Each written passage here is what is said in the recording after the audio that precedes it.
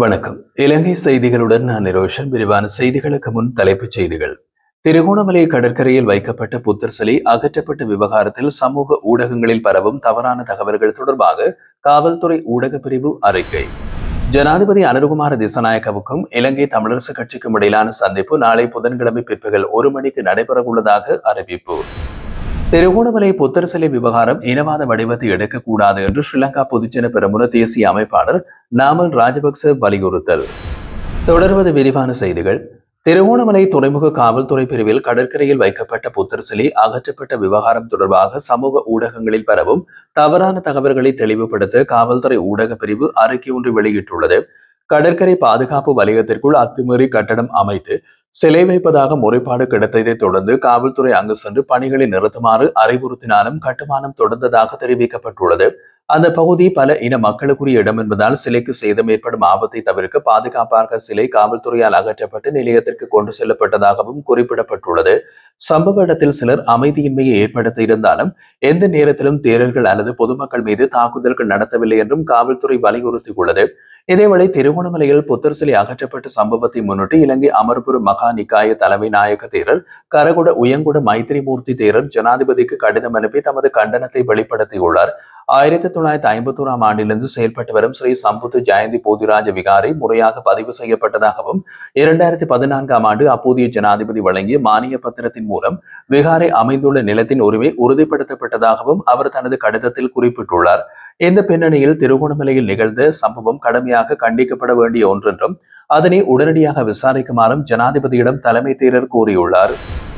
முன்னாள் ஜனாதிபதி ரணில் விக்ரமசிங்கவின் பிரித்தானிய விஜயம் தொடர்பான விசாரணைக்காக சட்டமா அதிபரின் அனுமதியின்றி குற்றப்புலனாய்வு திணைக்கள அதிகாரிகள் லண்டன் சென்றிருப்பது கவலைக்குரிய விடயமாக இருப்பதாக ஐக்கிய மக்கள் சக்தியின் பாராளுமன்ற உறுப்பினர் காவிந்தி ஜாவர்தன தெரிவித்துள்ளார். 2026ஆம் ஆண்டுக்கான பட்ஜெட்டின் கொள்நிலை விவாதத்தில் உரையாற்றிய அவர் சர்வதேச அளவில் தகவல் பரிமாற்றம் மேற்கொள்ளப்படுவதற்கான ராஜதந்திர நடைமுறைகள் அரசாங்கத்தால் புறக்கணிக்கப்பட்டுள்ளதாக சந்தேகிக்கின்றார். பிரித்தானிய போலீசார் இலங்கைக்கு வந்து ஒரு பல்கலைக்கழகத்தில் தகவல் கூறினால் அவர்கள் வழங்க மாட்டார்கள். அதே போலவே லண்டன் பல்கலைக்கழகமும் இலங்கை சிஐடியின் கோரிக்கை ஒன்றை ஏற்காது என்றதை அவர் சுட்டிக்காட்டியுள்ளார்.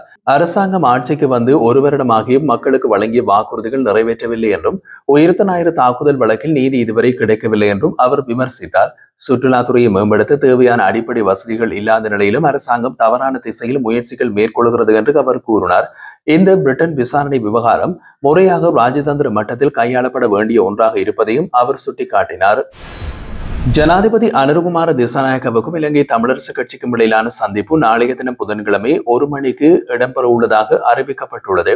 தேசிய இனப்பிரச்சினைக்கான தீர்வு உட்பட ஜனாதிபதியும் அரசாங்கமும் தேர்தலின் போது வழங்கிய வாக்குறுதிகள் பொறுப்பேற்று 1 வருடம் ஆன பின்னமும் நிறைவேற்றப்படாத சூழலில் ஜனாதிபதியோடு பேச்சுவார்த்தை நடத்த வேண்டும் என்ற முடிவை தமிழரசு கட்சியின் மத்திய செயற்குழு முன்பு எடுத்திருந்தது.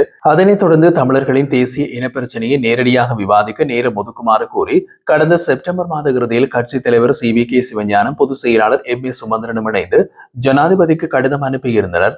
சிவஞானம், ஸ்ரீதரன் மற்றும் ராசமாணிக்கம் சாணக்கியன் ஆகியோரும் தனித்தனியாக சந்திப்பு கோரிக்கை விடுத்திருந்தார்கள். இத்தகைய கோரிக்கைகளுக்கு இணங்க ஜனாதிபதி புதன்கிழமை சந்திப்புக்கு நேரம் ஒதுக்கியுள்ளார். இந்த உறுதிமொழியை முன்னிட்டு இலங்கை தமிழரசு கட்சி 2026ஆம் ஆண்டுக்கான வரவு செலவு திட்டத்தின் 2ஆம் வாசிப்பு வாக்கெடுப்பில் பங்கேற்காமல் இருந்தது. குறித்த சந்திப்பில் கட்சித் தலைவர் CVK சிவஞானம், பொதுச் செயலாளர் MA சுமந்திரன் மற்றும் வடக்கு கிழக்கு நாடாளுமன்ற உறுப்பினர்கள் பங்கேற்க உள்ளனர்.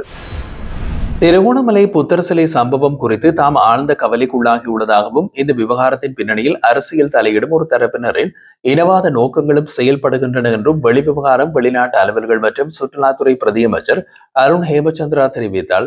2026ஆம் ஆண்டுக்கான வரவு செலவு திட்டத்தின் குடிநிலை விவாதத்தில் உரையாற்றியவர் திருகோணமலையில் இடம்பெற்ற இந்த சம்பவம் முற்றிலும் தவிர்க்கக்கூடிய ஒன்றாக இருந்தது என்றும் முதலில் இதற்கான தமது வருத்தத்தை தெரிவிக்கின்றேன் என்றும் குறிப்பிட்டார். ஐக்கிய தேசிய கட்சியின் முன்னாள் உறுப்பினர் ஒருவரின் இடத்தில் அமைக்கப்பட்டிருந்த அத்துமீறிய சிற்றுண்டிச்சாலைக்கு எதிராக நடவடிக்கை எடுக்கப்பட்டதை தொடர்ந்து இந்த பிரச்சனை உருவானதாகவும் சிலர் இதனை இனவாத பிரச்சனையாக மாற்ற முயற்சி செய்வதோடு அரசியல் நோக்கத்திற்காக தவறான குற்றச்சாட்டுகளை பரப்பி வருவதாகவும் அவர் சுட்டிக்காட்டினார்.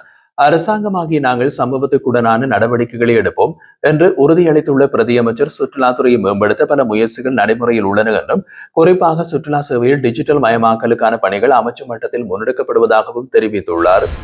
திருகோணமலை புத்தர் சிலை விவகாரம் இனவாத நடவடிக்கை எடுக்கக்கூடாது என்று ஸ்ரீலங்கா பொதுஜன பெரமுன தேசிய அமைப்பாளர் நாமல் ராஜபக்ச வலியுறுத்தினார். அரசாங்கம் உடனடியாக தலையிட்டு சம்பந்தப்பட்ட இரு தரப்பினரையும் அழைத்து கலந்துரையாடி பிரச்சனைகளை சுமூகமாக தீர்க்க வேண்டும் என்றும் அவர் தெரிவித்தார்.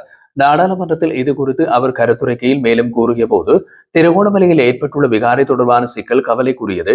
புத்தர் சிலையை பாதுகாப்பு காரணங்களுக்காக ஞாயிற்றுக்கிழமை இரவு இடமாற்றியதாக பொது பாதுகாப்பு அமைச்சர் விளக்கம் அளித்திருந்தாலும் போலீசாரின் நடவடிக்கையில் 2 பிக்குகள் காயமடைந்துள்ளனர். 1952 ஆண்டு நிறுவப்பட்ட இந்த விகாரை 2004 ஆண்டு புனித பிரதேசமாக அறிவிக்கப்பட்டது என்பதையும் கிழக்கில் உள்ள பழமையான அறநெறி பாடசாலைகளில் ஒன்று இதுவே என்பதையும் அவர் நினைவூட்டினார். எனவே சம்பவத்தை இனவாத கோணத்தில் பார்க்காமல் அரசு உடனடியாக தலையிட்டு இரு தரப்பினருடனும் உரையாடி தீர்வு காண வேண்டும் என்றும் நாமல் ராஜபக்ச வலியுறுத்தினார். மலேக பெருந்தோட்ட தொழிலாளர்களுக்கான சம்பள உயர்வை ஸ்ரீலங்கா பொதுஜன பெரமுன எதிர்க்கவில்லை என்று கட்சியின் பொதுச் செயலாளர் சாகர காரியவசம் அறிவித்துள்ளார். மோட்டு கட்சி தலைமையகத்தில் நடைபெற்றிருந்த ஊடக சந்திப்பில் அவர் கூறுகையில், பெருந்தோட்ட தொழிலாளர்களுக்கு வழங்கப்பட்டிருந்த சம்பள உயர்வை நாமல் ராஜபக்சவோ அல்லது எமது கட்சியோ ஒருபோதும் எதிர்க்கவில்லை. சிறு தேயிலை தோட்டங்களில் பணிபுரிபவர்கள், காமன்ஸ்களில் வேலை செய்பவர்கள் உள்ளிட்ட பல குறைந்த வருமான குழுக்கள் நாட்டில் உள்ளனர். இவர்கள் அனைவருக்கும் சம்பள உயர்வு அவசியம் என்பதை தொடர்ந்து வலியுறுத்தி வருகின்றோம். வாக்கு பொருட்டு ஒரு குழுவை மட்டும் முன்னிலைப்படுத்துவது சரியானது அல்ல. குறைந்த வருமானம் பெறும் அனைவரும் சம்பள உயர்வு வழங்கப்பட வேண்டும் என்பதே எமது நிலைப்பாடு. அது தொடர்பான முன்மொழிவையும் ஏற்கனவே முன்வைத்துள்ளோம் என்று சாகர காரியவசம் தெரிவித்தார். பெருந்தோட்ட மக்களின் சம்பள பிரச்சினை தொடர்பில் ஆளும் தரப்புடன் பகிரங்க விவாதத்தில் ஈடுபட நாங்கள் தயாராக இருப்பதாகவும், ஆனால் 159 அரசு நாடாளுமன்ற உறுப்பினர்களில் ஒருவரும் அதற்கு முன்வர தயங்குகின்றார்கள் என்றும் ஐக்கிய மக்கள் சக்தியின் கம்பகா மாவட்ட MP பிரசாந்த் ஸ்ரீவர்தன தெரிவித்தார். 2026 ஆண்டுக்கான வரவு செலவு திட்டம் குழுநிலை விவாதத்தில் உரையாற்றிய போது அவர் மேலும் கூறுகையில், பெருந்தோட்ட தொழிலாளர்களின் சம்பள விவகாரம் குறித்து எங்கள் தரப்பு முன்வைத்த கேள்விகளை அரசாங்கம் இனவாத நிறம்பூசி தவறாக மாற்றியுள்ளது.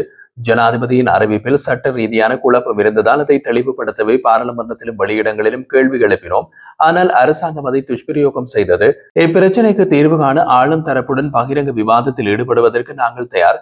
யார் வேண்டுமானாலும் வாருங்கள். வெளிவிவகார அமைச்சர் கூட இது பற்றி ஊடகங்களில் கருத்து தெரிவித்தீர்கள். குறைந்தபட்சம் நீங்கள் இந்த விவாதத்திற்கு வாருங்கள் என்றும் அவர் சவால் விடுத்தார். 159 அரச உறுப்பினர்களில் எவரும் தயார் இல்லையா? பத்திரமொழி அலுவலகத்தின் அனுமதி இல்லாமல் ஆளும் தரப்பு ஒன்றும் செய்ய முடியாது. மக்களை ஏமாற்ற அரசாங்கம் பாராளுமன்றத்தை பயன்படுத்திக் கொள்கின்றது. தவறுகளை சுட்டிக்காட்டினால் திருத்துவதற்கு பதிலாக அதை இனவாதமாக மாற்றி மக்களை வழிமறக்கின்றது. தைரியம் இருந்தால் பகிரங்க விவாதத்திற்கு வாருங்கள் என்று பிரசாந்த் ஸ்ரீவர்தன கடுமையாக விமர்சித்தார். திருகோணமலை புத்தர் சிலை விவகாரத்தை இனவாதமாக்காமல் சட்டத்தை முறையாக அமுல்படுத்த அரசாங்கம் நடவடிக்கை எடுக்க வேண்டும் என்று தமிழ் தேசிய மக்கள் முன்னணி பாராளுமன்ற உறுப்பினர் கஜேந்திரகுமார் பொன்னம்பலம் குறிப்பிட்டார். திங்கட்கிழமை நடைபெற்ற 2026 வரவு செலவு திட்டத்தின் குழுநிலை விவாதத்தில் உரையாற்றிய அவர், கடந்த கால இனவாத நடவடிக்கைகளை கட்டுப்படுத்த வேண்டியது நீதி அமைச்சின் பொறுப்பாகும் என்று கூறினார். அவர் மேலும் தெரிவித்த போது, அரசு இனவாதத்தை ஒழிப்பதாக கூறி ஆட்சிக்கு வந்தும் திருகோணமலையில் நடைபெறும் சம்பவங்கள் அதற்கு முரணாக உள்ளது. புள்ளி விவரங்களின்படி திருகோணமலையில் தமிழ் மக்கள் சனத்தொகை திட்டமிடப்பட்டு குறைக்கப்பட்டுள்ளதாகவும், மக்கள் தங்கள் சொந்த நிலங்களில் சிறுபான்மையாக மாறியுள்ளதாகவும் சுட்டிக்காட்டினார்.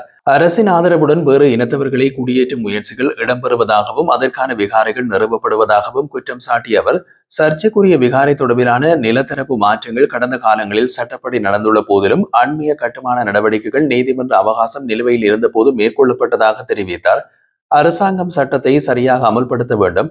இனவாத மனப்பாங்கு மீண்டும் தலை தூக்குகின்றது.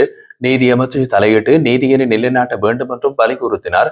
திருகோணமலையில் பிரச்சனைகளை உருவாக்க குண்டர்கள் கொண்டு வரப்படுவதாகவும், அங்கு அரசு மீது நம்பிக்கை வைத்து வாக்களித்த மக்களுக்கு அநீதி செய்யப்படக்கூடாது என்றும் அவர் எச்சரித்துள்ளார்.